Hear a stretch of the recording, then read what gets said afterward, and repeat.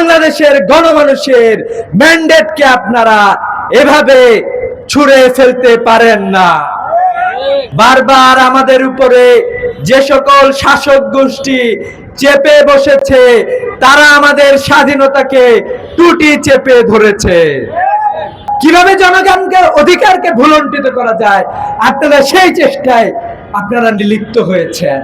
আমরা বলতে চাই, এই চেষ্টাগুলো বাদ দিয়ে বরং জনগণের যে মৌলিক অধিকার রয়েছে সেই অধিকারগুলো ফিরিয়ে দেওয়ার জন্য আপনারা কাজ করেন।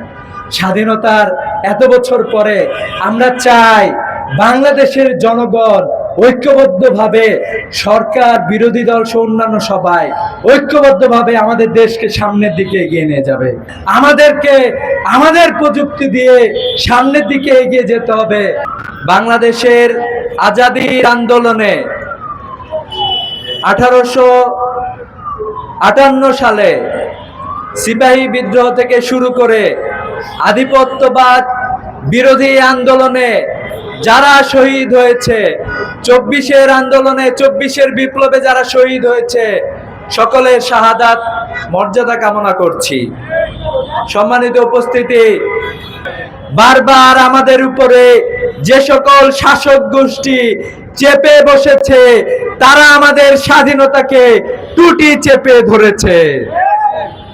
আজকে এত বছর পরে আমরা 12ই ফেব্রুয়ারি 2026 সালে যে নির্বাচন হয়েছে, সে নির্বাচনে বাংলাদেশের 69% মানুষ জুলাই সনদের 84টি সংশোধনী প্রস্তাবের উপরে, সংস্কার প্রস্তাবের উপরে জনগণের রায় প্রদান করেছে।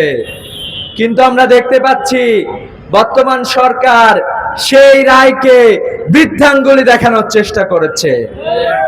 133টি অধ্যাদেশের মধ্যে 20টি অধ্যাদেশকে তারা পাশ কাটিয়ে এই অধ্যাদেশগুলোকে তারা পাশ করতে চায় না বলে আমরা জেনেছি।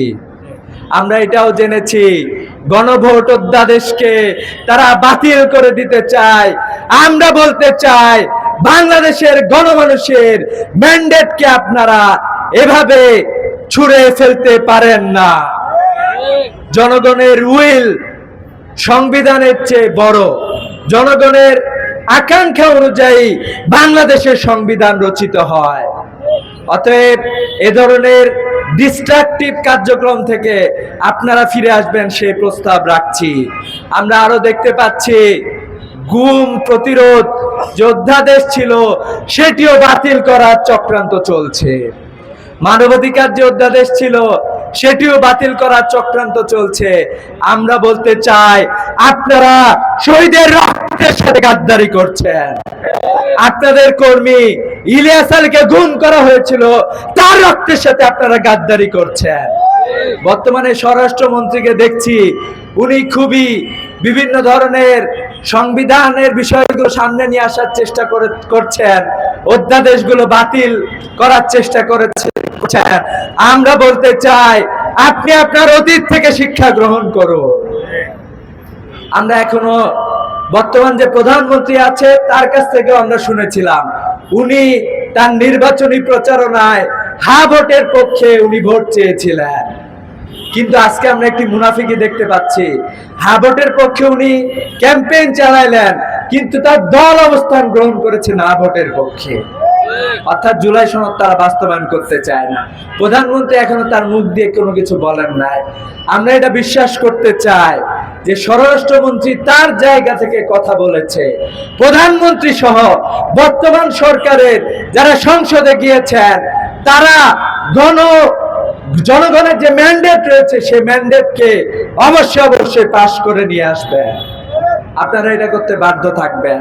আমরা স্বাধীনতার এত বছর পরে আমরা একটি সুন্দর বাংলাদেশ চেয়েছিলাম, যে বাংলাদেশে তরুণরা শিক্ষার অধিকার পাবে, যে বাংলাদেশে উন্নত শিক্ষা ব্যবস্থা থাকবে, যে শিক্ষা ব্যবস্থার মাধ্যমে উন্নত নৈতিক মানবীয় চরিত্রের মানুষ তৈরি হবে এবং যোগ্য মানুষ তৈরি হবে।